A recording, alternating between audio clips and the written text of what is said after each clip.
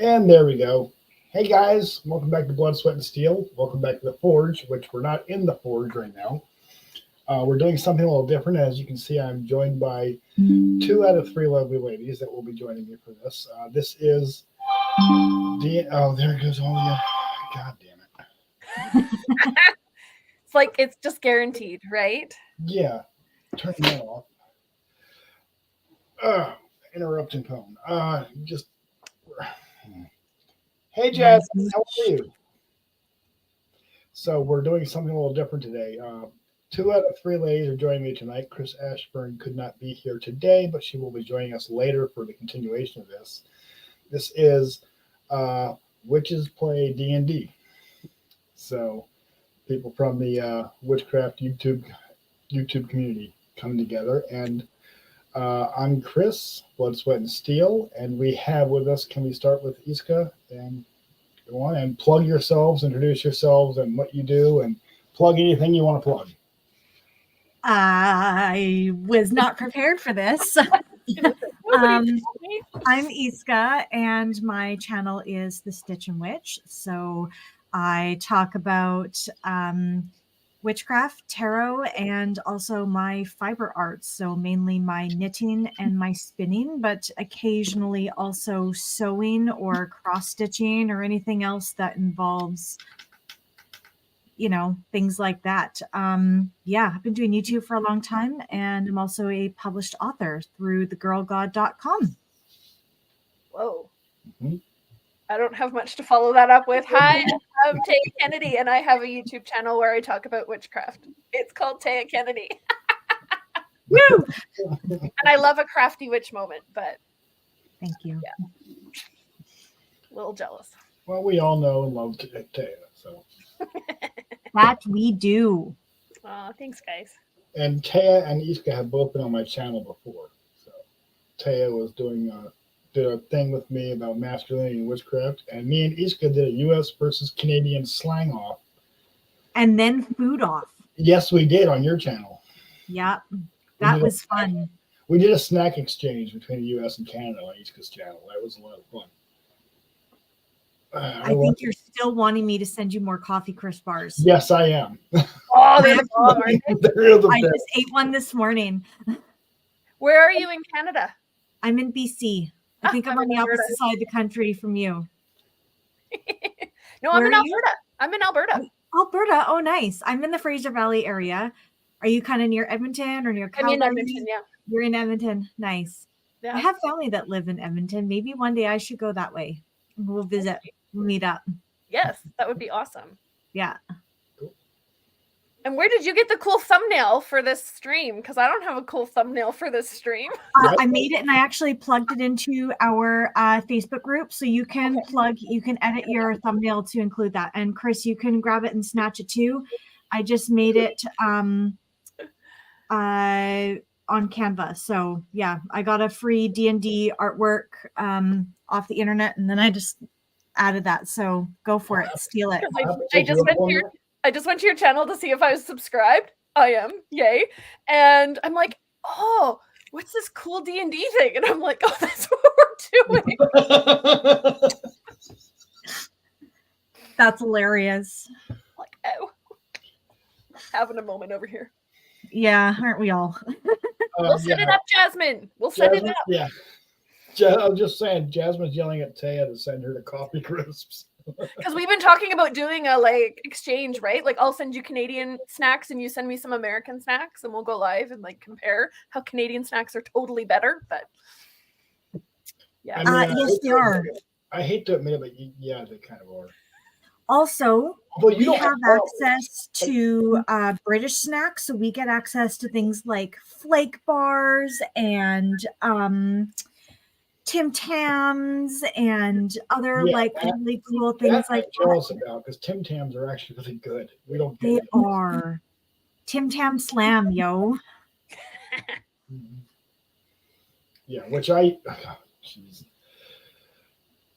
a little mad at the U.S. We can get not right in front of my blue. Well, yeah, Jasmine, I kind of agree, but still, coffee crisps are pretty damn good. You gotta send her some ketchup chips too. Oh, I love ketchup chips. And Did you see the poutine flavored ones? that. They don't actually taste all that much like poutine, but it is kind of funny. That'll be good though. I'll have to try them. Yeah, Canadian Tire has one. Canadian Tire has them. I swear Yeah, they in got the them there. Frank brand, they have poutine flavored. I'm gonna No check. idea what you guys are talking about. So Canadian Tire, it's like a tire store and a mechanic shop, but then there's like kind of like whole little like home goods store attached to it, and they sell like it's kind of like Walmart without food, but they do have some snacks, some branded. Their brand name is Frank, so it's where, and we don't have like a big clothing section in Canadian Tire, so it's kind of like it's a bit like Walmart, but the automotive, the decor, the kitchen section, the home organization section, and then like the outdoor living sections are the biggest sections of the store. And then there's like a little bit of clothing, like mostly for outdoorsy stuff. Party City also has an attachment in most Canadian Tires now. Yeah, that's true. I just saw that when I was there. Yeah, there's a toy section. So yeah, kind of like Walmart, but without like fresh food. Yeah, it's like the weirdest store, but like we all grew up going to Canadian Tire with our dads. Yeah, and and when mom needed like a new kitchen appliance, you'd always check the Canadian Tire flyer because they almost always beat out Walmart for some of the prices and stuff. Like when Canadian Tire has a sale on a home appliance that you want, you go to Canadian Tire because it'll be cheaper than Walmart by like a good $50 or more. Yeah, it's actually kind of awesome. I really like having a Canadian Tire moment. Jasmine, if you can find it, you need to send Taya bullshit. We'll work it out, Jazz. Chicken shit was the one that I really like the most. Chicken shit was better, yeah. I mean, bullshit was good too, though. Taya's like, what? What are you talking about? Yeah, go watch our video that we did after of the trying the foods, and you'll see. You'll see. It's on East channel. Yeah, didn't you say that you sponsored some of the NHL arenas that Rogers didn't? Yes. Yes. Rogers is like sort of like our Comcast. And so like Rogers is like the biggest media company in Canada. So they also own Shaw, which is like our other big media one. So they do cell phones, like TV services, all that kind of stuff. And yeah, so Rogers like sponsors the majority of the NHL arenas in Canada, but the ones that Rogers doesn't, Canadian Tire does. Pretty much. I need a red cap. You can like live vicariously through me. I've never played before. I'm newbie. Yeah, we're popping Taya's D&D cherry on this. Yeah, like I've always wanted to play. Yeah. And my high school boyfriend was like a total D&D dork with his friends and told me that girls aren't allowed to play D&D. It's only for boys. Yeah. So I never learned. And then my daughter got into it and was going to teach me, but that just never happened. And then Chris was like, hey, do you play D&D? And I'm like, well, he'd like to, but I've never learned. So I think I know why he's your ex-boyfriend. Yeah. Sounds like it. Yeah. Because the only male in this stream is going to be in this stream is me, unless we get like a surprise guest at some point. So this is witches play D&D. This is what happens in this community. So what that? Well, I've played D&D. The first time I played it, I was about 16 or 17 years old. And then I took a long break from D&D because I didn't have any groups I could join. I played a bit with my ex-husband when I was in the States. And I think we did 3rd edition at that point or something like that. And then I didn't get to play again for a long time till my youngest was a baby. And I don't even remember what edition we were playing on at that point. And then, yeah, I was in a group up until recently. We just couldn't get babysitting on a regular basis, so I had to drop out. My husband's still in that group, and that one's 5th edition. I also played 5th edition for a while with another friend who is a DM, whose name is also Chris. So, yeah. The best people are named Chris anyway. That's why we're going to have Chris Ashburn on. So This is true. We're going to have 2 Chris's. yeah. We're going to have a C Chris, and we're going to have a CR Chris. Mm-hmm. So, I guess I wrote down some things I wanted to try and cover because, like basically what we're trying to accomplish is, like when do we think we can all get together next?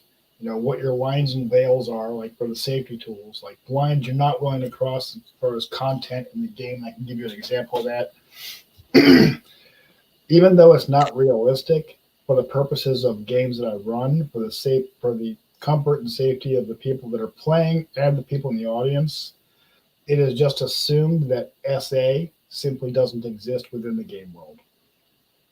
Right? So that's an example of a line. An example of a veil is, the bard that wants to seduce the barmaid, well, technically that's consensual, so it's not SA, but the DM is not comfortable with describing a love scene between a 3-foot tall gnome and a 6-foot tall elf. That's just not going to happen. So you do your thing, you fade to black, everybody knows. But not that that's necessarily going to be a theme in this game. It's really up to you guys. I'm like, this got interesting really fast. It's an example of like a veil is just a fade to black scene that just kind of, right. Yeah, the level of cringe is beyond what I'm willing to portray online. That's awesome. So, but that's the example of safety tools, lines, and veils. So if there's anything that you guys are absolutely not okay with being in the game, you don't have to tell me on a live stream. Just DM me after the fact if you're more comfortable with that, and I'll make sure that just doesn't become a thing in game. And if there's any veils, just let me know, and we can do the same. But that's an example of what I mean by lines and veils. These are safety tools for people's comfort and well-being, because this is a game. It's supposed to be fun. You're supposed to enjoy yourself. You're not get stressed out over shit that doesn't need a line of no SA is very, very much appreciated. I think I speak for all of us when I say like we're not having like incestuous stuff or things like that. Like we're not trying to make this sexy times. Yeah. Right. Like consensual is one thing, but that's a fade to black moment. Because the DM is not comfortable with describing love scenes. That's just not a thing. So, well, apparently, yes, I think you can. Yep. Cool. I'm figuring out how the StreamYard thing works here on my channel. I pulled up my channel stream on another tab, and I was like, do I have extra people here? And it's like, no, I don't. Cool. No, right. So I think what happens with StreamYard, regardless of where you're streaming to, anybody that is replying to you on, say, your channel or Taya's channel or my channel, it all gets bundled together on the StreamYard chat. That's amazing. It's been years since I used StreamYard. The last time I did it was for Tarothon. If you look at somebody's name, if there's a little link above the YouTube icon, then they're on your channel or my channel. And if there isn't, then they're watching on Chris's channel. That is so cool. Yeah. So I'm assuming if I type in the comments, it only shows up on my stream. So the only person that's watching on my channel is Seti right now, which is fine. The idea here is for people to see it. I don't really care about clicks and views. If you guys want to stream this to your channel every time, that's fine. If you just wanted to do it for now to have some content for people to enjoy on your channel, that's also fine. Yeah, I'm dealing with a health issue right now. So this is something I already pre-planned to be in. So I'm doing this as part content for my channel, but I'm taking a bit of a break from my own for a week or two just so I can deal with that. Thankfully, this is nice and relaxing. It's fun. So it gives me my happy endorphins, which is what I need right now. Yes. like the other thing would be like deciding, what kind of game we want. What do you guys enjoy in your D&D games? Like noir intrigue, or like murder mystery. What's it called? Like the Indiana Jones style adventure. Like I'm up for anything. Like combat heavy, you mean? Are you meaning like combat heavy? Yeah, you like more combat heavy encounters, or do you enjoy the more social or like political intrigue type of encounters? Which an encounter is an encounter. I like to have goals. Like I like to have like a story, and I like to have like something that we're working towards. And then when we solve that particular goal, then we move on to like something will naturally arise from that to bring us on to the next thing. So you enjoy the ongoing campaign type style. Yeah, I do. And I get really frustrated when like a campaign will like, you'll go to the end of it and then like the DM wants to start fresh with all new characters or like an all new situation. Like, no, but I just got this character up to like a level that I like and I'm starting to get to cool stuff. And like, I don't want, like I don't want to have to constantly like do new characters and new weird stuff. Like I'd like to keep a character going for a while. Yeah. I've never gotten a character. Like I've been playing since 2009, and I've never had a character up to level 20 to max level. Never. I've never gone past level 4 because like that's how like because my DMs would always like get bored of something and then want to move on to something next, and I'm like, seriously, but we could do another campaign with the same characters. Yeah, you can continue on from that timeline, like.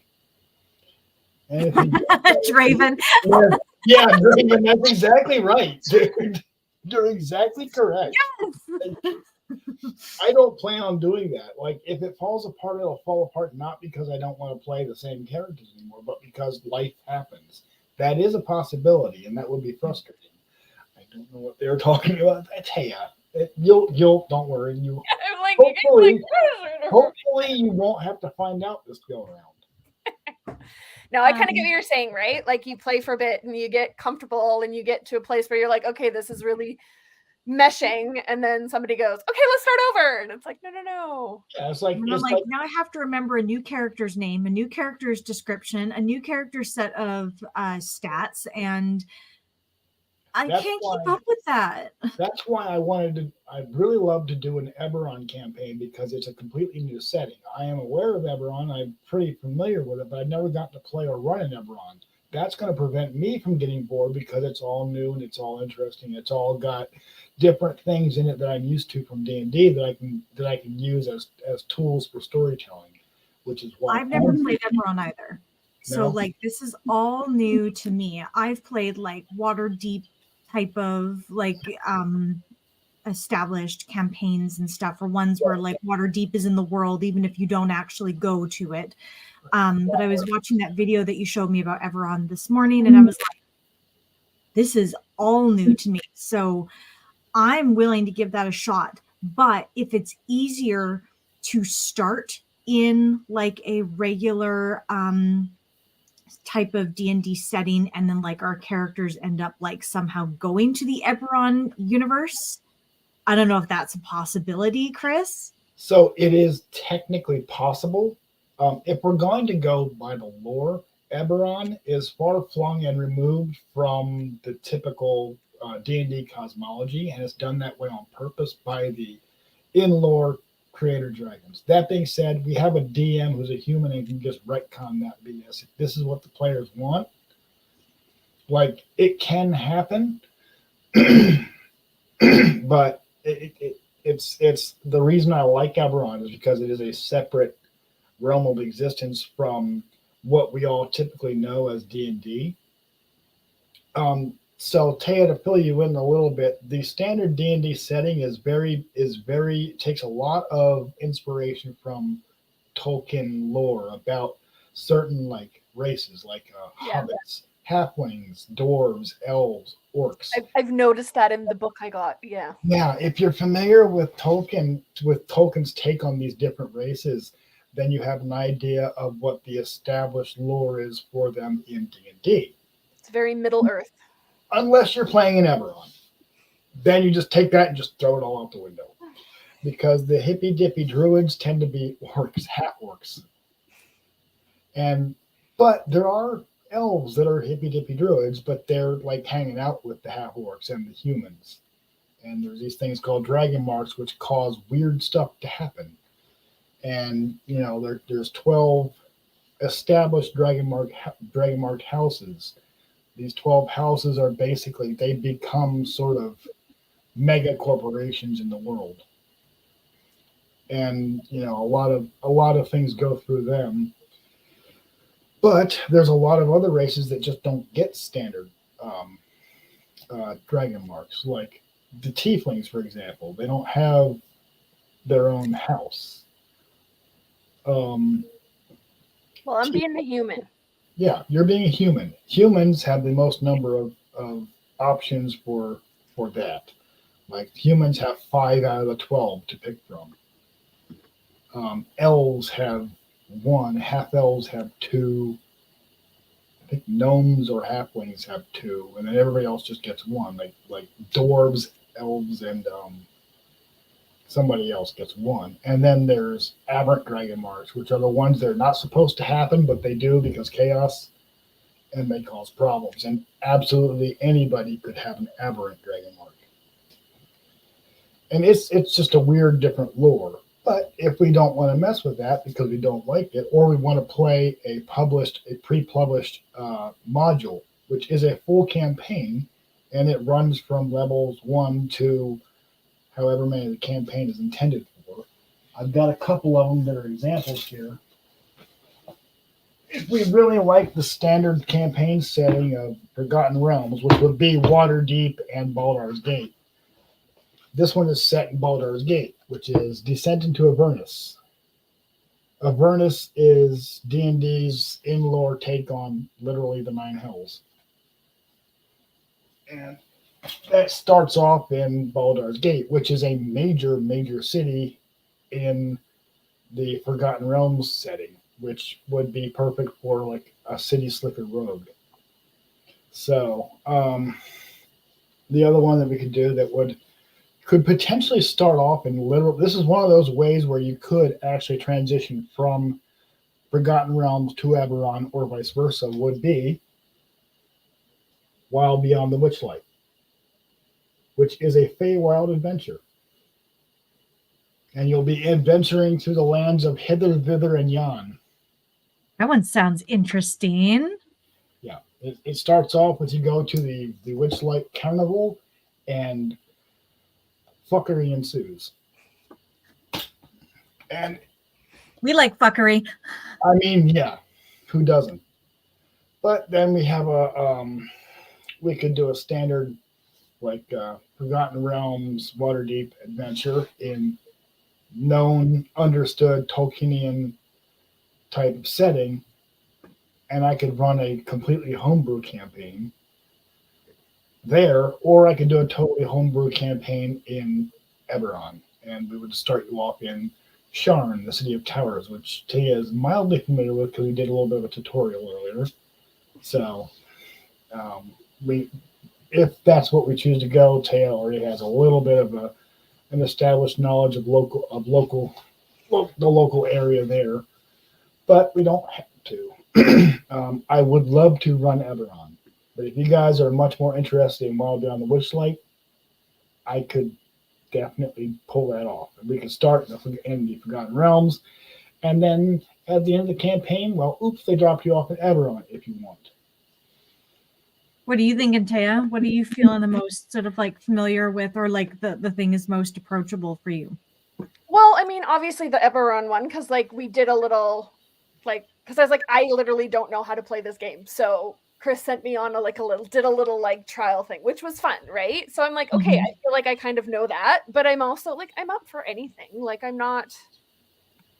I mean, it's all friggin' Greek to me, so like. I mean, I feel like Chris, you really want to do Eberron. I really want to do Eberron. Like, I'm down with Eberron. I think we should just do it. Yeah. Okay. Well, I would really enjoy that. I just I didn't. feel like you're trying to be too egalitarian here. Yeah, I You am. can tell that's where your heart is, and I don't know. I kind of played a little bit in it, so that makes me comfortable. And I'm down to learn something new, to try something new. So I say we just, exactly, Taya. Don't be egalitarian about it. Be the DM. We're playing fucking Everon. Okay. Okay, well, I didn't want to like dictate, but yes, I would love to run Everon for y'all. And, okay, let's do it. okay, let's do the Decision one done. So there's Decision one down. choice one done. Yeah, we're going to write that down. I'm not going to have to remember, but I am going to need to remember like character decisions because now we do have some character decisions. One of them is what race class combination do you want, and do you want to be from an established dragon marked house, or have an aberrant dragon mark, or just not. You don't have to have a dragon mark of any kind. That is just. Does it give you advantages to have a dragon mark? It does. It's so a house dragon mark is done as a subrace. This is why half orcs have a reputation for being the hippy dippy druid or ranger types, the nature loving rather than the warrior types. Their dragon mark is bent towards the one that they share with the humans, and the only dragon mark that is shared with more than one race is the dragon mark of finding, which does give you spells per day, whether you are a caster class or not. You can use them once per long rest, so per day, and this allows you to do weird things like cast Hunter's Mark when you're a fighter. Hunter's Mark is a spell tool that allows you to find your target better. That's House Thrash, which is shared by half orcs and humans. Another one that is humans only is House Orion, which is the dragon mark of travel, which allows you to the dragon mark of finding for House Thrash. It gives humans dark vision, which is That's cool. That is massive. And half orcs, I think, get dark vision anyway. But if they don't, they do if you're House Thrash. I think I want to play a half orc because I still want to play a druid. Yeah, elves are druids. They are druids. I've given you guys access to my books in D&D Beyond that you guys can look if you want to. If you have another electronic device that you can do it on, or whichever you would like to do. If it doesn't work, let me know. We'll try to fix it. Do I have to join a campaign? Yeah, join my campaign that I sent you the link for. That should do it. If not, we'll hash it out afterwards. Where would you have sent that? In the Facebook group? Facebook. I think I sent it to your Instagram earlier. I think. I got like conversations everywhere. I'm like, where? I know we have too many social media outlets. I know. I do remember you sending it, and me thinking I should do that. I did post it in the Facebook group too. We have a private Facebook group for just the group of us nerds. Also, Taya, welcome to the dork side. Oh yeah.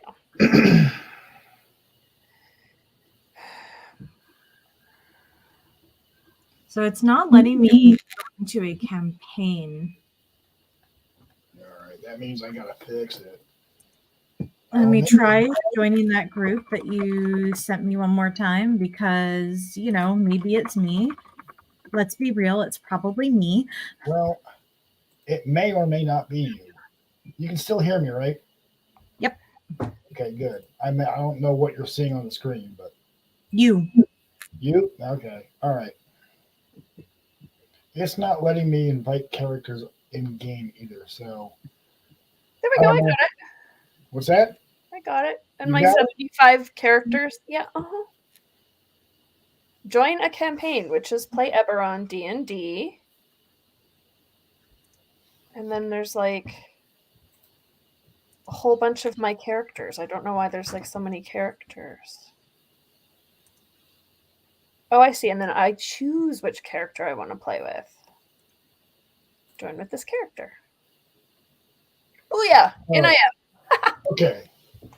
So mine just says to create a character. Okay, you might won't have to let make me- a character before you can join the game, which Okay, well, we'll be doing. that we need to work on. Yes. And there.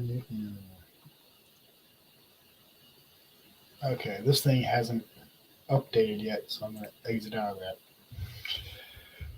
Ah, boy. And then you shared Eberron Rising from the Last War. Yes. Yes, I did. You should be able. I don't know how to get into it. Just it says shared. It doesn't like walking a sort. No. Shut up. One player. Oh, yeah, I did share that, but I don't know. I've never used D&D Beyond before, so this is going to be interesting. So, Eberron content. Do. I hope y'all can see it. If not, I have the book in hard copy here, and we'll figure it out and make sure that you guys can go on there and look at it whenever you want. I do see that Taya was able to join, so Yeah, I just followed the link you posted in the Facebook group, and then it asked what character, because apparently when we were making my character, I made a whole bunch of blank characters, and then I picked the one that actually had stats in it and said, choose this one, please, and then it let me in. yeah. And then if I go under... I'm going to do a half work. Okay. I'm doing it.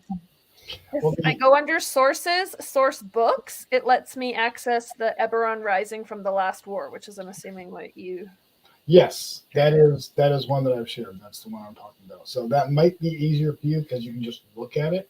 And meanwhile, we're all going to be doing character creation, but Iska, we need to get you a character on your theme beyond. That's what I'm starting to do. Okay.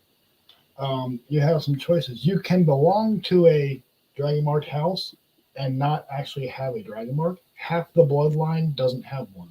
If you don't want to be Dragon Mark and just play a standard half orc, you can. Or if you want the House Thrash Dragon Mark, which is the Dragon Mark of Finding, that would change your starting stats as a orc. You would be more wisdom-based orc than strength or constitution-based strength orc, which is odd for an orc.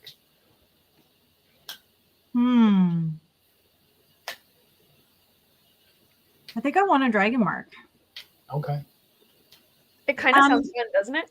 Yeah, so for my proficiencies, I'm choosing perception as one of them because perception, will use it all the freaking time. Yes, you will. I have that. I'm just curious, do you think survival or medicine would be best as like my second one? They're both going to be useful. Medicine doesn't actually let you heal them. It just lets you diagnose and figure out what's wrong, and you can kind of do first aid with it. I'm going to do survival then. If you're a druid, you have healing spells. Yeah, I think I'm going to do survival because I just think it'll be way more efficient. And medicine is not useless, but survival for a druid makes a whole lot of sense. They both make sense. And then I want wisdom as my highest score, right? Yes, because druids are very wisdom based. I'm just choosing the standard array of ability scores. So I do a particular way of rolling that gives you guys kind of the best chance of getting the best stats possible because you're starting with 3 players in the game. Okay. Chris isn't here right now, but she will be. So what I have you do is we're going to start rolling dice to make characters. Is grab your dice bag.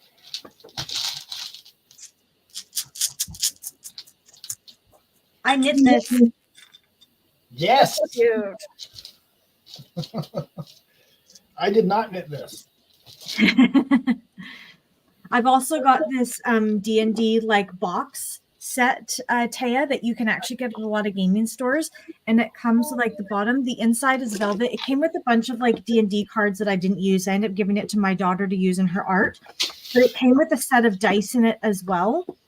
And they're like a maroon red with gold numbers on it, and it came with 2 D20s, 4 6s, and then 1 each of the rest of the dice, including like the percentiles and the D4 and stuff. So yeah, highly recommend that. It wasn't very much, and it's a great little like beginner set. If you don't have a set of dice yet, it'll also give you like the rolling tray, so that like when you take the lid off, you can roll your dice into that, and then they don't fall off of whatever you're rolling onto, which is always a nice plus. That's fun. I do have a set of dice that I bought special. They're like nice.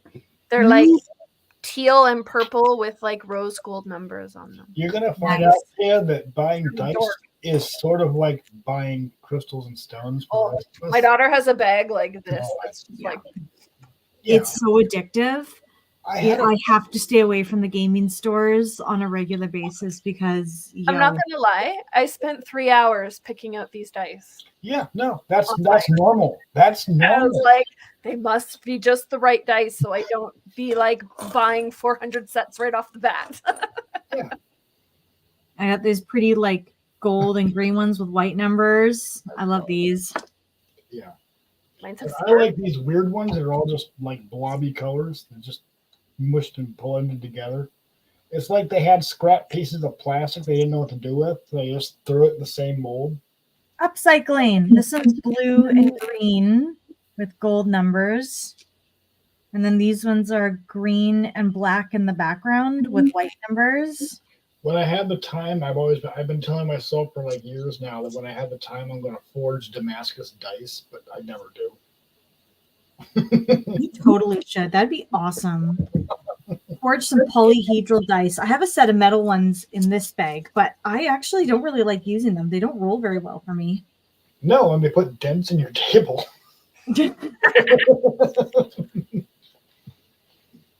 And taking a D4 in a bare foot is not fun. No, it's really not. And don't even talk to me about stepping on it. Yeah, that's what I mean. You think Lego's bad? God. Yeah, Legos ain't got nothing on a D4 when you step on them barefoot. No. Yeah, Lego makes it look like child's play. Like, just picture this. Digging into the bum. Like, those are actual points. Oh. No. Yeah. Yeah. Draven, I am familiar. Handbook or helper. It's not hamburger.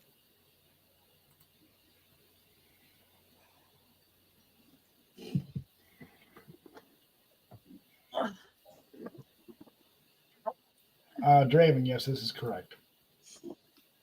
This is very correct. Wibbly wobbly, timey wimey stuff. Yes.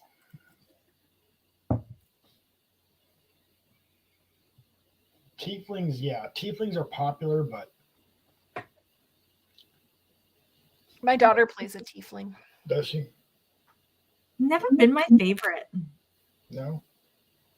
I've played a tiefling. Call me a purist, but like I love anything that resembles Tolkien. Like I either want to play a halfling, an elf, a half elf, or like, maybe on occasion I've played a dwarf once. Like so much, I was like, I'm just gonna be a human.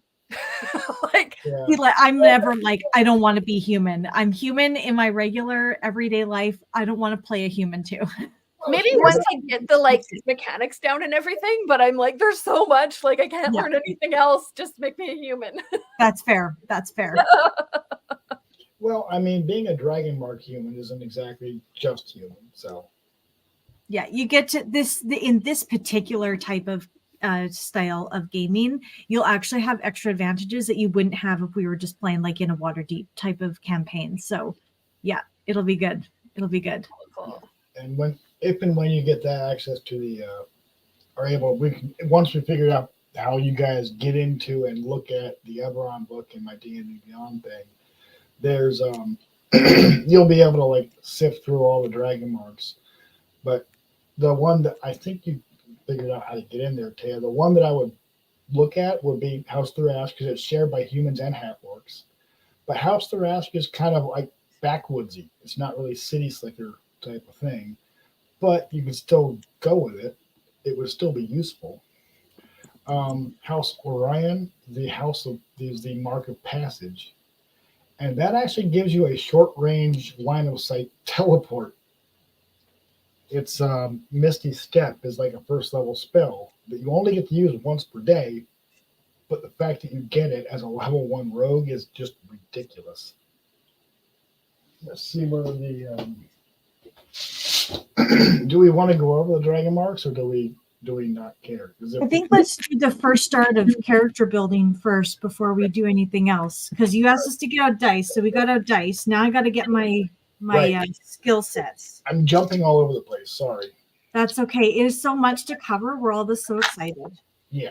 So, okay, rolling for stats. I know you've done this before, Iska, but every DM does it differently. Yep. The way I do it is get yourself 4d6. Okie dokie.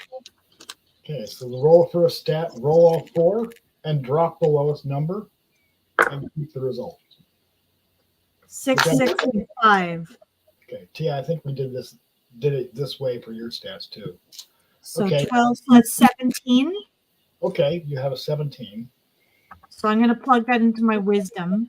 Yep, and do that 7 times and drop the lowest result and put the rest. 7? Yeah, there's 6. You'd 7 times, drop the lowest result, and put the remaining 6 wherever you want. Okay.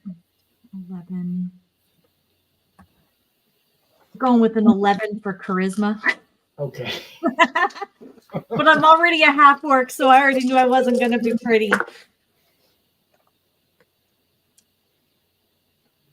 $15.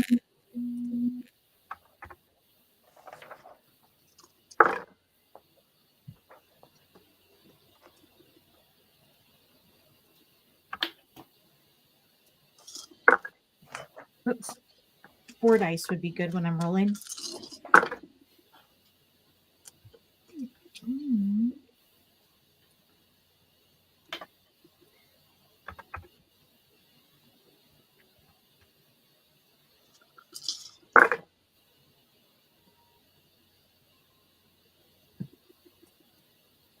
We already did all of my stuff like this, right, Chris? Yeah. Yes. Okay. Yes. Now when we get to a dragon mark, that does give you a stat adjustment. Okay. All right. I have my stats. Okay. I have 15 for strength, 11 for dexterity, 15 for constitution, 13 for intelligence, 17 for wisdom, and 11 for charisma. Holy crap. How are those all so high? Mine are like 1s and 2s. No. 12s and 14s. Never mind. Yeah, those are your stat bonuses.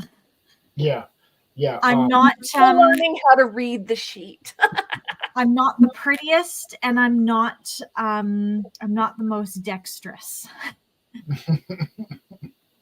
I'm super dexterous, so we'll pair well. My intelligence is average. My wisdom is above average. So it should be well above average. Let's see. It's already well above average. You'll see what the dragon mark does. And because I'm a half orc, I was like, I should probably put some strength into like a higher one for strength, because. Okay, House Thrash. If that is the one that is available for half orcs. Okay. And if you wanted to be dragon marked, which I think we decided you do, there is a ability score increase for wisdom by 2. Because you're a subrace, and your constitution increases by 1. Okay, so I don't know how to modify my ability scores. Score calculations gives me, does it let me on the next page? I don't know. I have to bring that up and look at it. So let's see. Oh, I see. Okay, so I can. So I would go to wisdom down below and I would put in other modifier 2. Yes, I believe so. Okay. All right. And then con is increased by 1. Con is up by 1. Okay. That's your stat increases for a Dragonborn house half-orc. So for House Thrash. Sounds good. And So now I'm depending going to background. yes.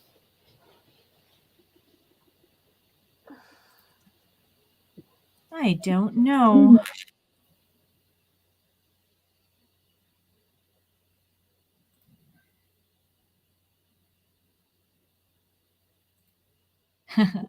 A background, a folk hero. That would be funny. Yeah. The backgrounds are there, so if you wanted to do that, you could. I'm not sure. Okay. So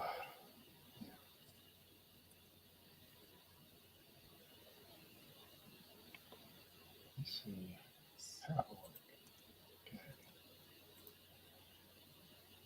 I'm just trying to mark of finding half-orc. There we go. That's actually in the Eberron Rising from last war.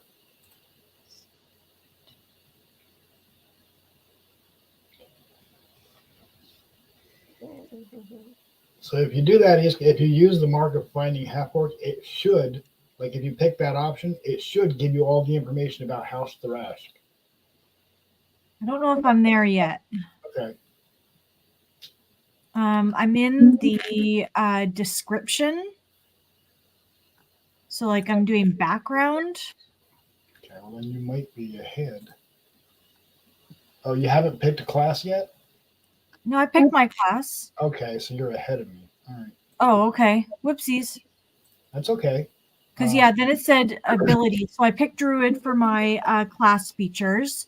Oh, is it in something else? It's back in race. Oh, okay. But you can Race. just flip to the book if you wanted to.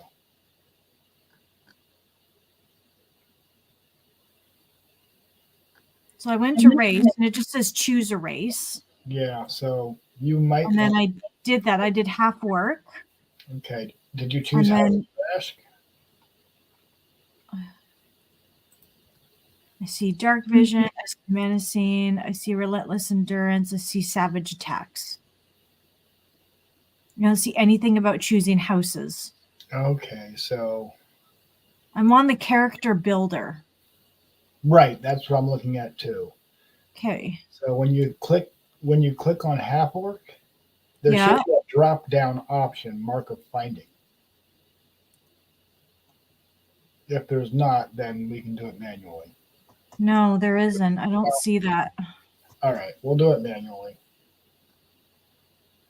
Shoot, I hope I didn't lose any of this progress. So it's just like drop down of dark vision, a drop down of menacing, a drop down of relentless endurance, and a drop down of savage attacks. Okay, yeah, you do get that. And then I went to class. Like it has like a next arrow. So I did that. Then it went to the abilities. So for my proficiencies, I chose perception and survival. Has druidic, like the first level spells. Hit points is 1d8 per druid level. Yes. So then I went to the next one, plus my constitution modifier. So Then it said determine ability scores, which we did with that. And then we did the modifiers down below. So 1d8. So my modifier is plus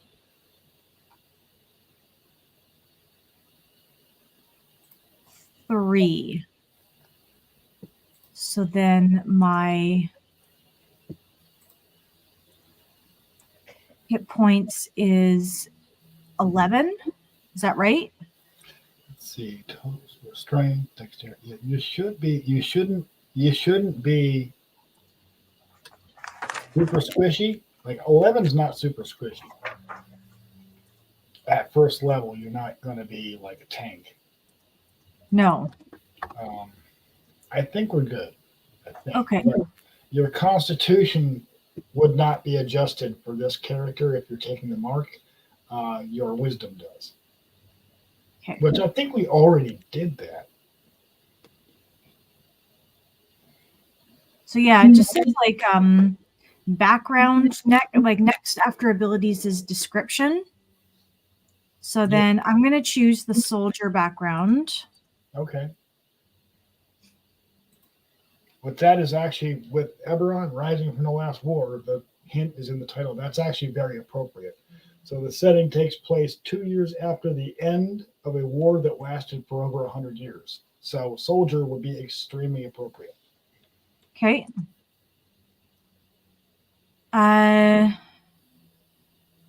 Says tool proficiencies, vehicles for land. Choose a gaming set, dice set, dragon chess set, playing card set, or 3 dragon anti set. I'm assuming dice set. Sure, you can. If you wanted to, you could. Yeah, dice, dragon, chess set, playing card set, 3 dragon anti. Yeah, like, what do you think your guy would have done when he's waiting for orders on the battlefield with the rest of his comrades? You know? Yeah, dicing. Probably dice, yeah. Or Yeah. maybe playing cards, you know? Yeah.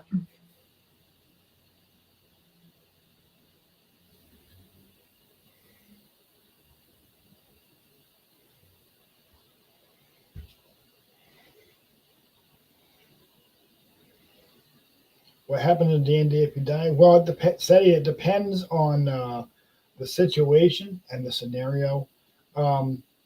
Worst case scenario, you would roll up a new character, but dying is it's not impossible. In fact, it's a very real possibility. But my job as a DM is to make it a balanced and fair game, challenging but not frustrating for the players. So, you know, if the players decide they want to go swim in a lava lake, they're probably not going to be around for very long. But, you know, like, it kind of cheapens the experience if the DM, you know, will not let the players die. But it makes it frustrating if it's just, you know, level 1 and, oh, look, there's a dragon. That's not fun. Unless you're meant to run away from the dragon because it's an opening scene. But that, you know, that's a whole different scenario. I do not know. Yeah.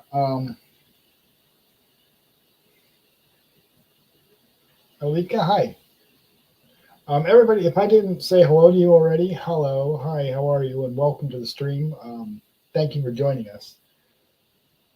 We're a little distracted right now because we're talking about D&D with each other and we're making characters and hopefully it'll be. So I got to the to like the backstory things and stuff. Okay. Faith, is that like our dragon thing? That what? Faith?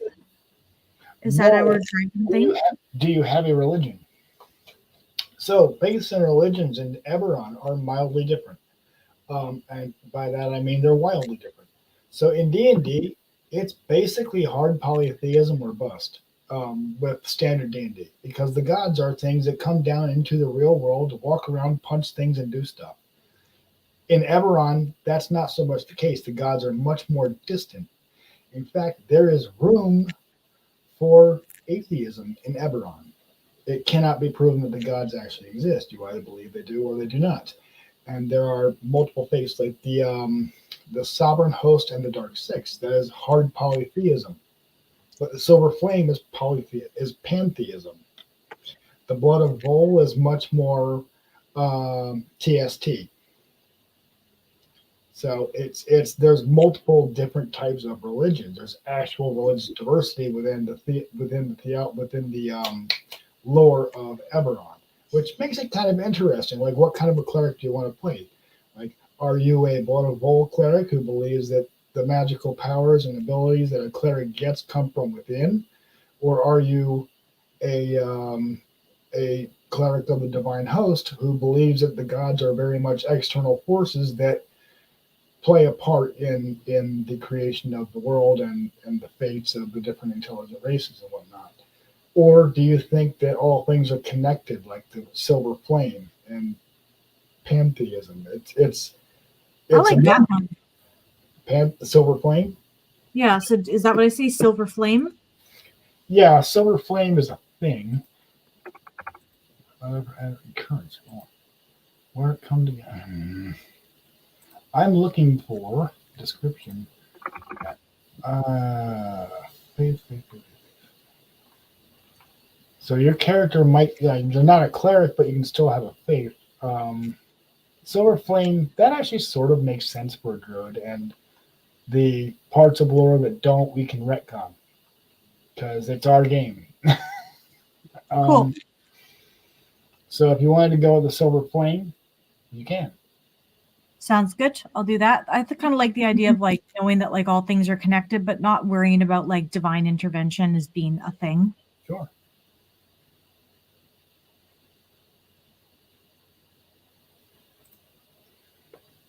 I'm trying to find an avatar picture that looks remotely like a female half-orc. Yeah, they don't do a whole lot of artwork for that, do they? No, they really don't. Yeah, they should though. Actually, the Eberron book actually has like the half orcs are just green humans with tusks, and they're not really ugly. But yeah, it really depends on theater of the mind, personal preference, in my opinion.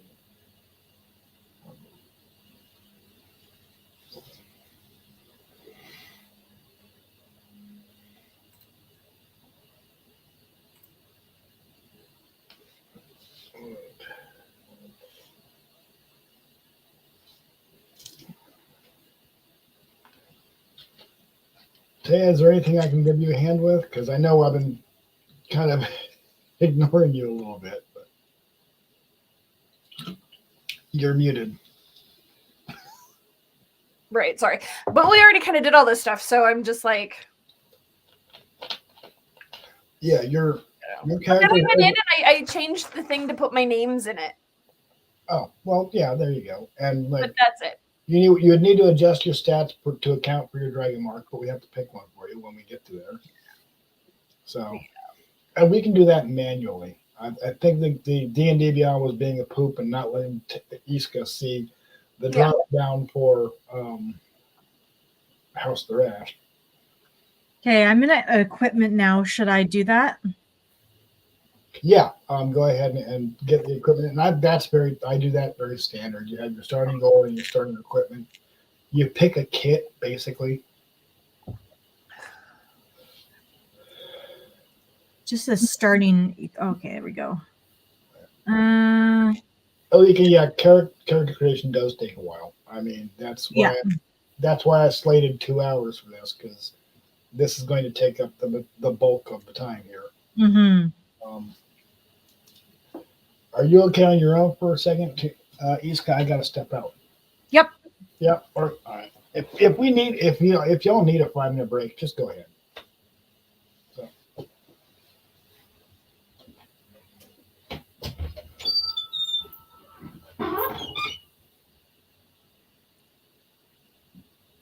I feel like this is really boring YouTube watching.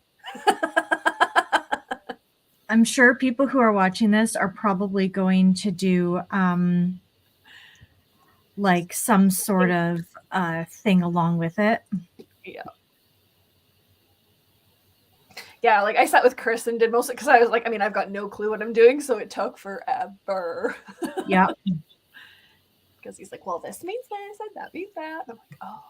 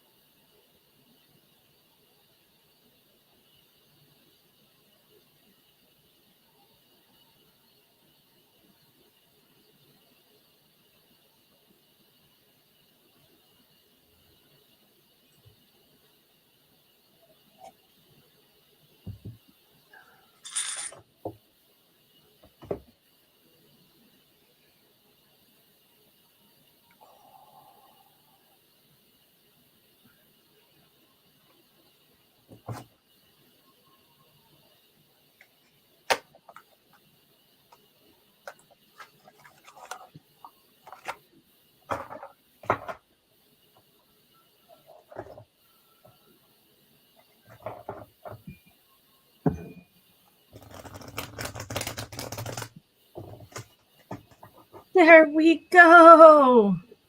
I have joined the group. All that just to be able to join the group. You're like, I already know this. Just gonna plug it all in. Well, I didn't like start the character because I thought we were doing character creation today. So I was like, I won't bother creating a character first. And I was like, what's going on? But no, but that's just it. We are doing that today. It's just I did it earlier because I'm like, because Chris was like, you have no idea what you're doing. So we had to like explain everything and like it took a while. I'm glad you were able to do that just kind of first. sit and like whip through it, right? You're like, yeah. I know what I'm playing. Yeah, no, I'm glad that you guys did that first because I'm sure that's made things a hell of a lot easier for you. Yeah. Well, just all the diddle dawdling over, well, do I want to be this or do I want to be that? I don't know. What's the best of this and what's the best of that? And what's the pros and what's the cons? No, bless his heart for being so freaking patient because like, I don't know. That's fair. So yeah, probably best we didn't do mine online. We would have been here. Thinking so. Okay, yeah. I'm going to quickly run off to the washroom and come back before he comes back. Cool. Take advantage of our little break. I'm just shuffling cards. I got a new tarot deck.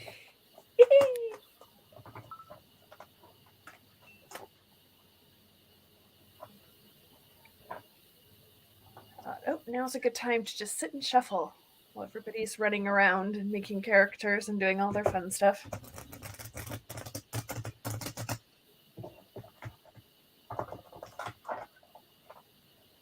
Whee!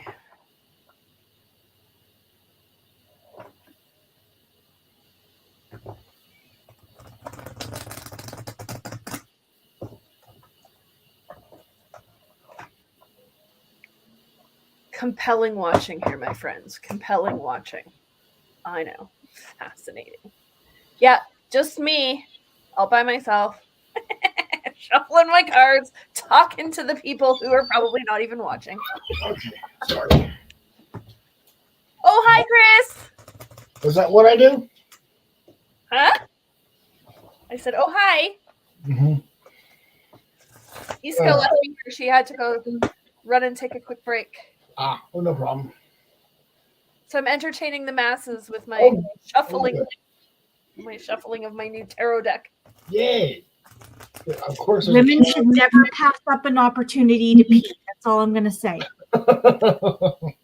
Fair enough. Particularly if you've had children, never pass up an opportunity to pee. As soon as you left, I went, oh, I should probably go too. But then I'm like, well, I don't want to just leave this like dead air space. So I'll just. People can fast forward through it in the replay. Plus, it gives everybody else that is watching a chance to run to grab a snack or what have you. I always thought pulling tarot would be interesting in D&D. Seti, keep watching. This is my new deck, The Age of Witchery by Roger J. Horn. Super pumped. It's like a tradcraft deck. Oh, It's all done in like looks like old woodcut. Oh, that's kind of cool. Super cool. Like medieval witchery I kind of like thing. What's it called? The Age of Witchery? Age of Witchery Tarot Deck by Roger J. Horn. okay. Is mass market or indie? I like that. It no, it's indie. He did it himself on a like print on demand, I think it is. The cards That's are like a cool. little thin. They're little thin, but like it's a really cool deck. So I'm jamming with it. I just thought, I gotta shuffle it up really good. By who? Roger J. Horn. Whew, it's expensive though. Yeah. I'm good. Right. Of course, the one tarot deck that catches my interest. Iska knows me well enough. She knows I'm not terribly into tarot, but that one I like. I'm That one's not, very but cool. this is like, yeah, this one kind of like spoke to me because I'm like, okay, Roger J. Horn, he writes like he's like a trad crafter, which is what I do, and then it's all this like old woodcut stuff, which I'm always fascinated by. It's based on a Marseille deck. It's very similar to like a Marseille deck. Yeah, and I'm not a big Marseille person. I don't love pips to not be illustrated. I like illustrative pips. So yeah, they're fairly plain, but they're all like hand drawn. Oh yeah. So. Yeah, it's very cool, but for one that I might not get a ton of use out of, I'm not spending $70 Canadian plus shipping on it. That just Yeah, I think all told, I think it cost me $85. Yeah, that's a lot. That's a lot. That's a tarot deck there. Holy crap. Yeah. I mean, when it's something it was really an speaks accessible to you deck. and it like when it really speaks to you and it's something that you really want, it's totally worth it, right? There are decks that I've spent a lot of money on and it's been worth every penny to me, but that one doesn't check enough boxes for me. You're like, to be like, yeah, that's cool, worth it. not $85. Cool. Yeah. Yeah, especially if you don't like pip cards. Yeah. I've been very, very picky about my tarot decks for a few years now. And there's some that are just like, you know, if it's not,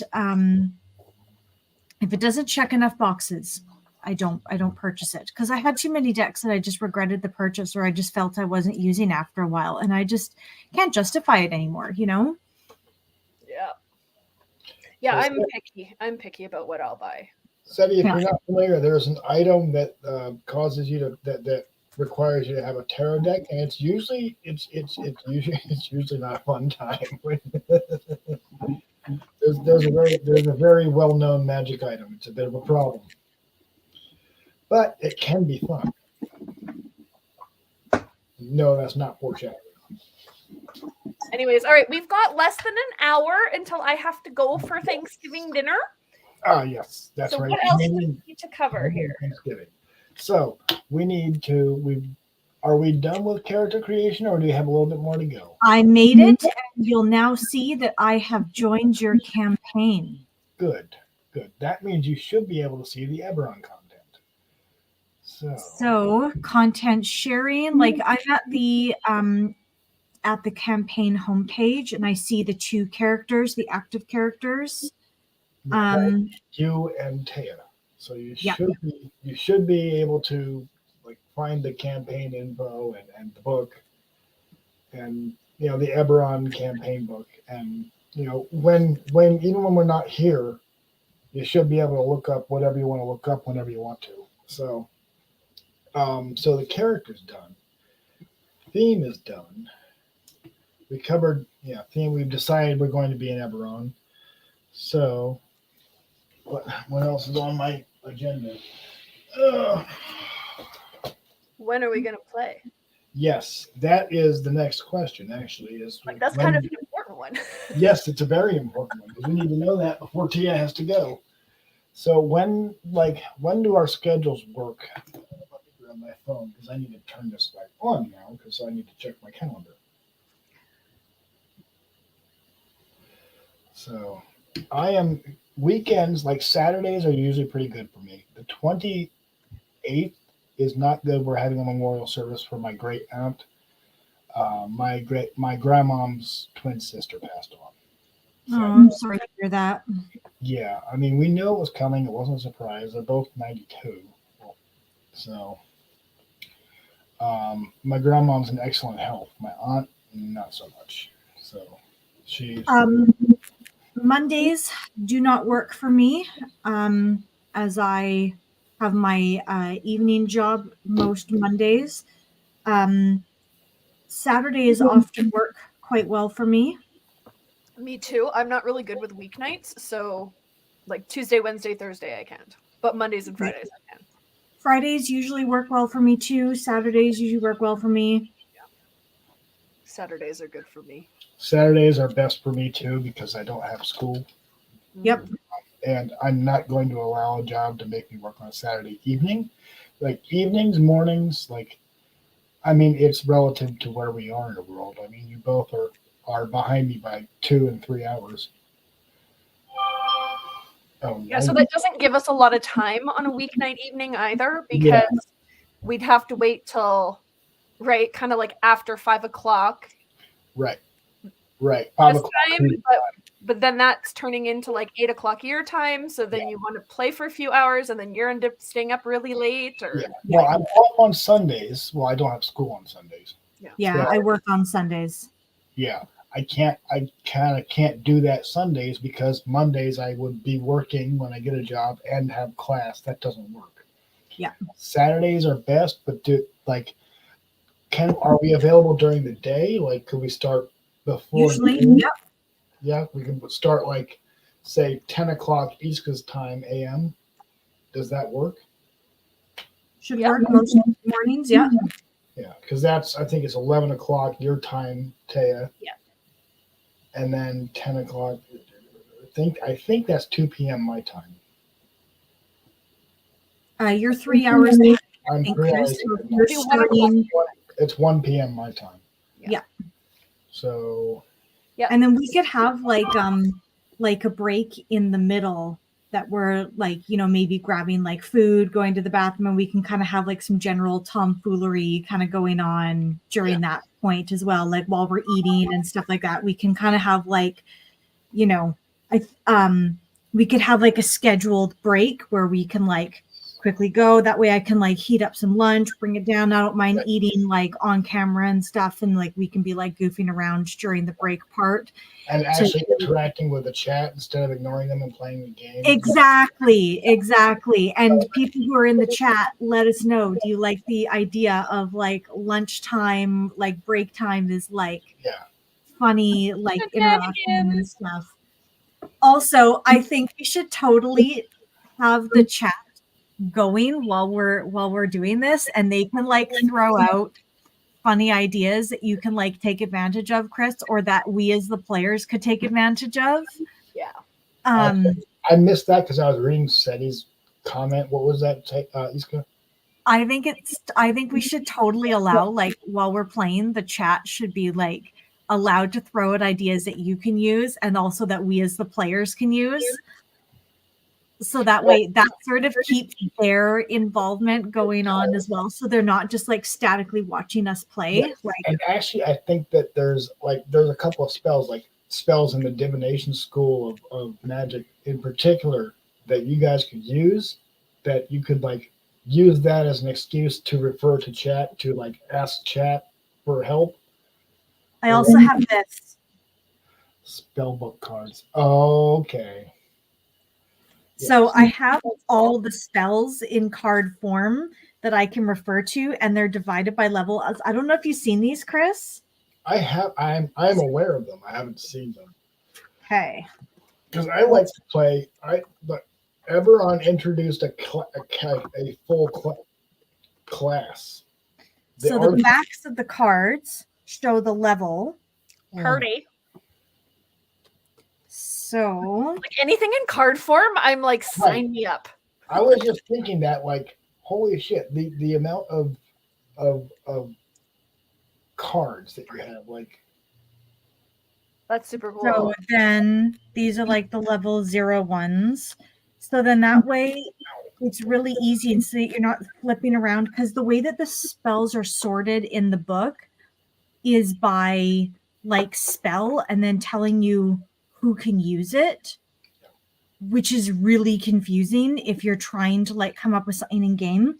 So the spell cards are available, spellbook cards are available by class, which is obviously by druid is your class. So you can actually buy the cards so that you can just keep track of the ones that are available to use your class.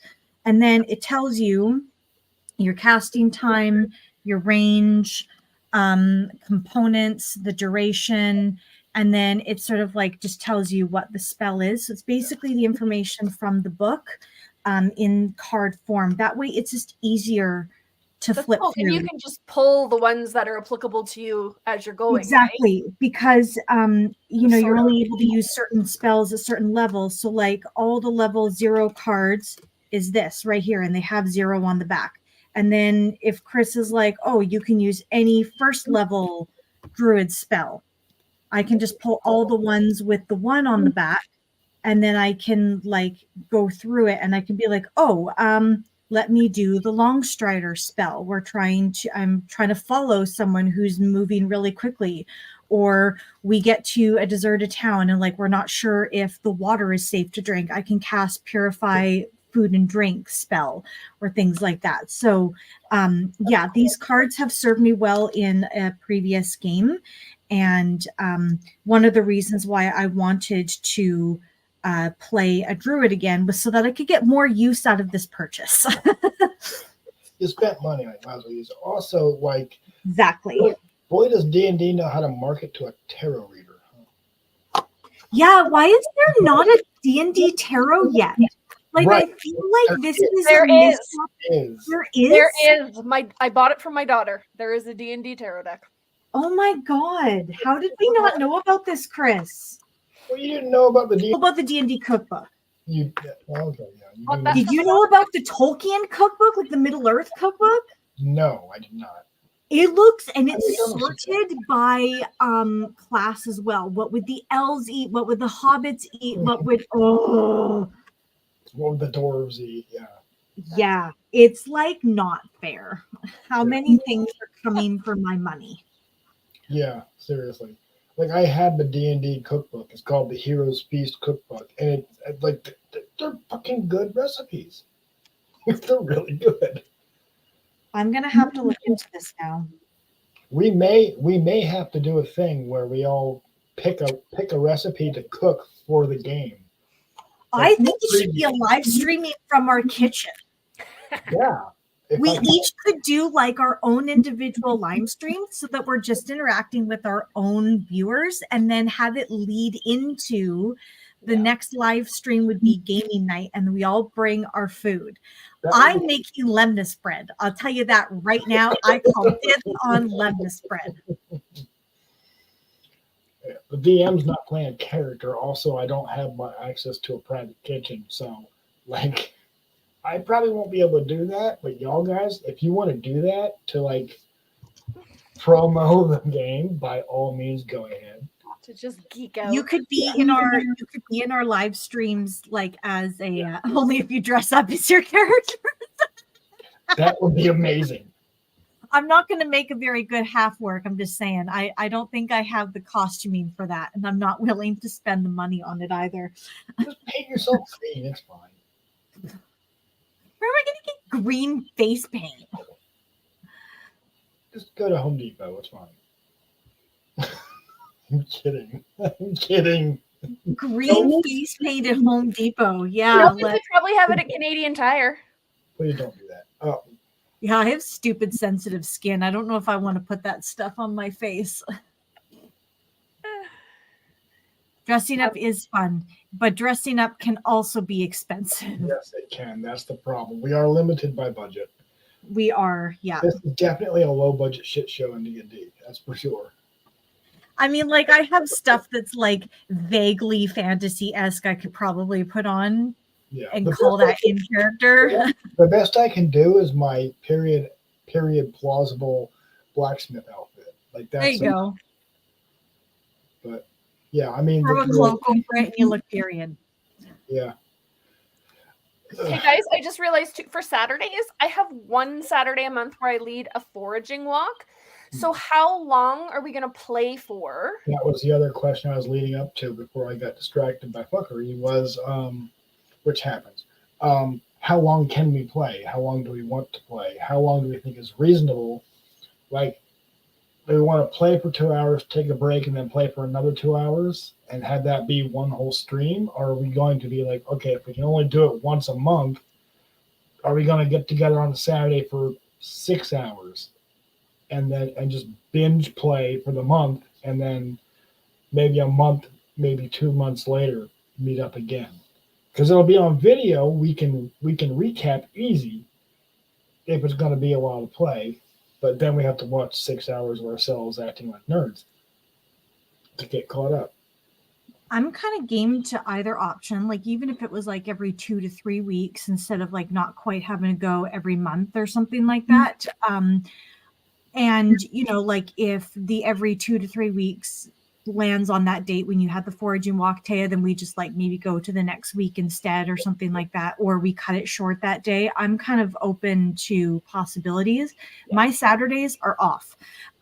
Sometimes there's other things that pop up on Saturdays, but then I can like let you guys know in our group, and then we can sort of change the session as need be. Yeah. And my foraging walk, it's only like October, November, I think. I don't know if I have one scheduled for December, and then after that they're not. This will probably not till the spring again, right? Yeah, then I'm not. Then I'll be able to schedule it around this kind of stuff. So yeah, there you go. Yeah, and Saturdays for me are off. I just need to make sure that whatever job I get, they're not trying to put me on Saturdays. So I got the excuse of, no, I'm a student, I have to study. Meanwhile, here I am. Hey, I'm sure studying will happen on some Saturdays too. Yeah, I mean, after both can be true. After the stream, like I'm gonna be studying, so totally, both can be true. Yes. Just because you're going to school doesn't mean that you put your entire life on hold. That's true. Yep. So. Okay, so we'll do Saturdays, and then what we start at 10, 11, 1.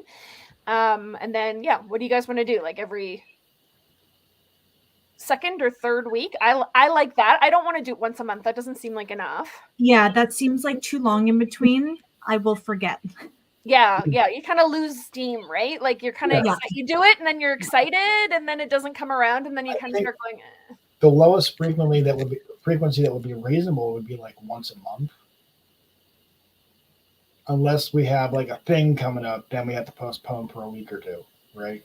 Like, does that work? Does like at least once monthly? Because like I'm game to play next weekend, but I don't know about you guys. I think so. That's not the 28th, is it? Nope. No. Next weekend is. Next weekend should be fine for me. Oh, okay. Yeah, I can do next weekend. Okay. Yeah. Okay, 10, 11. And then if we're doing every 2 weeks, then that would do the 21st. So then that would be avoiding the 28th for you, right, Taya? Yeah, and the 20. I can. Yeah, the 28th is the day I can't do, so I could do the 21st. Cool.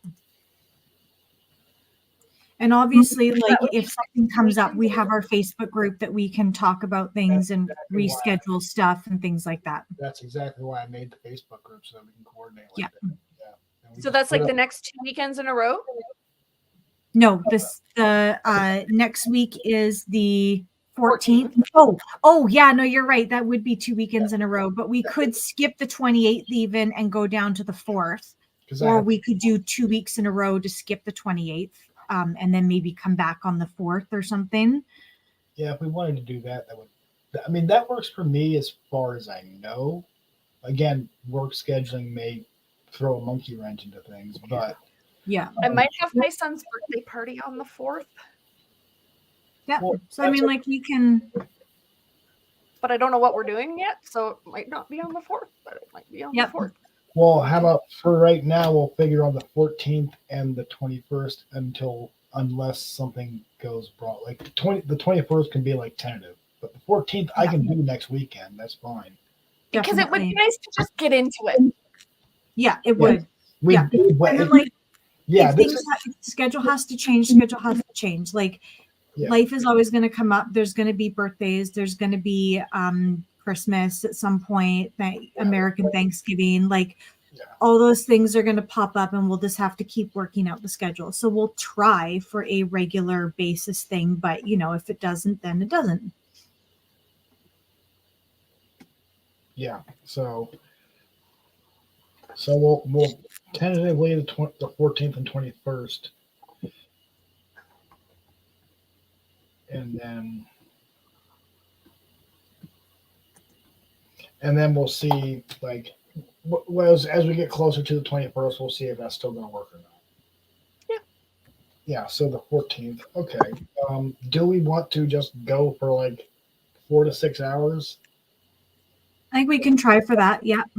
Because that's a very long stream. I don't think a lot of people are going to be watching the rerun all in one shot. They'll probably break it up into chunks if they even watch the whole thing. Yeah. But like we kind of, I expect that. Like my channel's always been and always will be small potatoes. I don't really care. The algorithm can fuck itself. I don't care.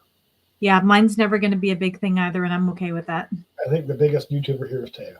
So I'm totally going to have like 1 million views on this, let me tell you. I'm not. Okay, now I'm like really curious. I don't even know what my subs are. That's how much I pay attention. Same. Like I recognize people in the chat. I recognize Seti. I recognize Draven. Obviously, I recognize Jasmine. I don't know if she's even still here, but like I tried to see if Jasmine would be able to play. I don't think she can because we have a 4th spot. Do you guys want to keep it 3 players, or would you like to like round out? I'm game for more. If there's more people that drop in later, I'm totally open for it. Yeah. I want it to be fun. More players means the more schedules they have to line up, but usually between 3 and 5 players in a game is about as much as manageable because more than that, the combat really just drags out. Like combat rounds get really long after more than 5 people, and it takes forever. And we'll need 8 hours just to get through the damn combat. Right. I know, Tay, you don't know what we're talking about yet, but you will. I'll get there. Okay, so the 14th. There was something else I wanted to ask, and it just completely gone. Poof. Oh, yeah. I mean, at some point we should like figure out we know which Dragon Mark Iska has because that's the only one available to half orcs, but Taya's got 5 to pick from. So that can be done between games if need be.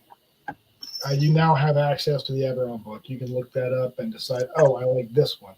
I have 2 recommendations, House Thrash or House Orion would be kind of complementary. House Orion is all about movement and passage, which bumps your base land speed up by 5 foot per round. So instead of a 30-foot land speed, you have a 35-foot land speed. And it gives you that one spell is a teleport spell. So 30 foot of teleport as long as you have line of sight. That could be useful in combat. Yeah. Or hell, even like just being the parkour Daredevil rogue. Like, being able to teleport out of a bad situation if you botch a roll is a good thing. If I'm hiding in a cupboard somewhere and somebody's about to open the door, I could just Right. away. Or if you can't open the lock, just But it's teleport. line of sight. If you're in a cupboard, you won't be able to see it. That's yeah. true. Yeah, it's line of Unless sight. you can like look through the crack and you can like see the door, like the room. I'm like, I'll just look through the little keyhole. Yeah. That office you were trying to break into had a window. You did. So I could just teleport it in. That would have been so much easier. But you can only use it once per day, so if the door didn't get unlocked from the inside, you'd have been stuck in there until the next morning. Unless it's unlockable from inside. That's true. Or there could be like, objects you could use. If you have your Thief's toolkit on you when you teleport, then you could use like the pick a lock to let yourself out. Mm-hmm. Rogues are always fun. They always get into some kind of shenanigans, whether they mean to or not. And I've always played with rogues and never a rogue. And I remember one particularly like campaign where our rogue was awful, like just awful. And we're trying to like get a piece of lumber to make a sign for something. This piece of lumber would cost us like a copper. And this stupid rogue was like, no, I want to save the money. So tries breaking into this lumber yard, but flubs the rolls for climbing the fence to get into it and like gets us all caught. And we end up having to pay like a 20 gold fine. Like, thanks to the 20 gold piece of freaking lumber, you idiot. That's epic. Yeah, that happened when I was doing my little trial thing, and Chris was like, maybe you want to climb the wall. I'm like, okay. And then like none of the rolls would let me climb the wall. I'm like, okay, I guess I'm just gonna find a door then. That's just how the dice roll sometimes. Yeah, they just were like, nope, you're not going up the wall. That's the good and the bad part about playing D&D. Sometimes your dice don't cooperate. When mine don't cooperate, I threaten them with a trip to the microwave. I love that. I mean, if you've ever watched games online, some people have a dice jail. When the dice doesn't behave, it goes into jail. Yes. It goes back in the bag, and I ignore it and I say, fine, I won't use you for a long time. Yeah. Switch to another D20, you jerk. I like anymore. Like I'd threaten my dice with the hydraulic press at the forge. So there you go. I don't have a hydraulic press. I do have like a bench press, like the rotating one. Mm-hmm. That could be like a thing where like if the dice really don't cooperate for like a regular number of times, like that can be part of the live stream. We're starting off with putting this thing in the bench press. Is it cheating to bless the dice? No. It is not cheating. I say cast all the magic witchery tomfoolery you can on your dice before next Saturday. Yeah, that's the thing that when you're playing D&D with witches, you can expect that. So. Mm-hmm. Oh, that could be like a YouTube short. Oh God. Preparing for next Saturday. What am I blessing my dice with? I was just gonna say that'll be my next YouTube video because I haven't posted in quite a while. It'll be like special D&D dice blessing ritual. I mean, this is going on your channel now anyway, so it is. Like people are going to be looking through your channel, going, "What the fuck is this?" She doesn't post anything for like weeks at a time, and then it's some D&D thing. What? Invite Loki into the game. No. No. Well, it'd probably be fun to watch. I don't know if it would be fun to play, but that would be fun to watch. Puppy, Tim. Is she popping up? Puppy. Hi. Ask Taya her name. He's got. What is your puppy's name? Yeah. Luna. I have a Luna, but my Luna's a kitty. She's right here.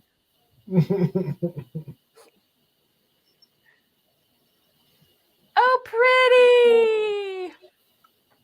My cats are like that too, with all the white. So pretty. Mm-hmm. She's a calico. Mm-hmm. So nice. Yeah. They had a calico in their litter, but we gave her away because she was very vocal. But come say hi. Up. This is my puppy. Oh, your puppy looks like my puppy. My puppy is Noir. Noir. That's pretty. Noir. Yeah. I know. I'm the prettiest Noir that ever there was. Yeah. What kind of dog? Black lab mixed with stuff. She's a rescue. She's the black lab mixed with healer. Oh. She's tiny and has like a healer body, but she's all black and has a mini lab face. Noir's about 60 pounds, so she's not tiny. Well, she's like 50. Okay. Yeah. Nora's about 6.5, we figure, years old. And yeah, she's just the biggest suck that ever there sucked. She's the biggest mush bucket. She thinks she's a lap dog. Yeah, that's mine. If I push back, she'll climb up in my lap, and she sits like way up here. Yeah. She thinks she's a lap dog. She's not a lap dog. Oh, and everybody can see Luna. We can see you, pretty girl. Yeah. She found the patch of sun on the bed. Aww. Hello, Noir. Yeah. I think that's so funny that we both have Lunas. Yeah, it was funny when I named her Luna. I was like I named her before I got her. I was like, I want a black dog, and I'm gonna name her Luna. And then I got her, and then we're at the dog park, and like everybody's dog is named Luna. It has been very popular. Yeah. Oh, and then yeah, it's like the #1 dog name in like 2020. I was like, oh. That's funny. It was being so unique, and it was like the #1 name. See, I want an orange cat so I can name it Snarf. Snark. Snarf. If you go into a tavern, you have to drink real alcohol. That could be a fun game. Oh, darn. No. Oh, darn.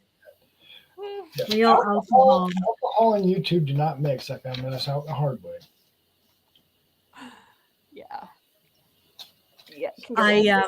That just brings up memories of that D&D animation from like forever ago. If there's any girls there, I want to do. Oh my god! Do you remember that one? Where's the Cheetos? Yeah. Where's the Mountain Dew? That was the very final like Easter egg cutscene in the Summoner video game, I think, way back when.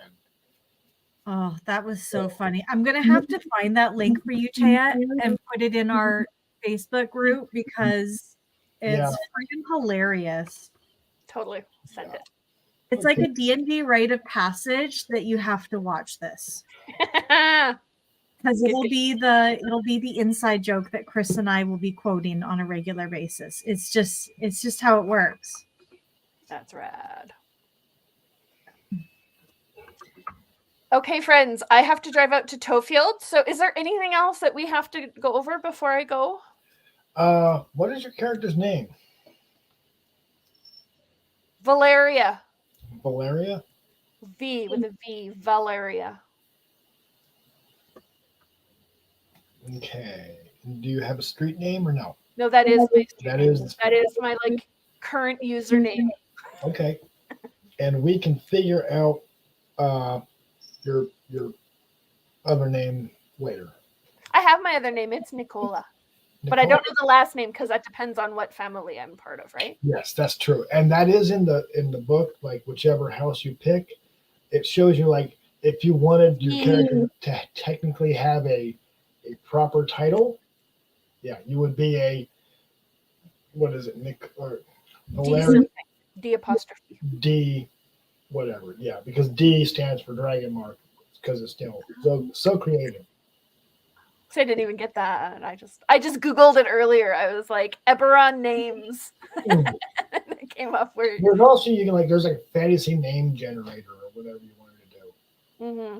Yeah, no, I picked my first names, but I was like, I think the last name should be specific to. Right. It doesn't have to be. You can just use the alias and never even touch the name because you don't want to associate yourself with it. Because House Thrash is the only like dragon marked like noble house that's like chill and backwoodsy.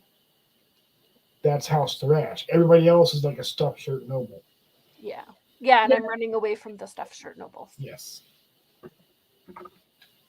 So, yeah, if you have to go, Taya, I think we have everything. I mean, I think your character's all made up. Did you adjust when you have the chance, adjust your stats if you haven't already to account for when you figure out which house you want? You have 5 to look through and pick from. I'll let you know, and we'll figure it out. Yeah. All right. I don't know how to adjust stats. Yeah, like I would. No, that's okay.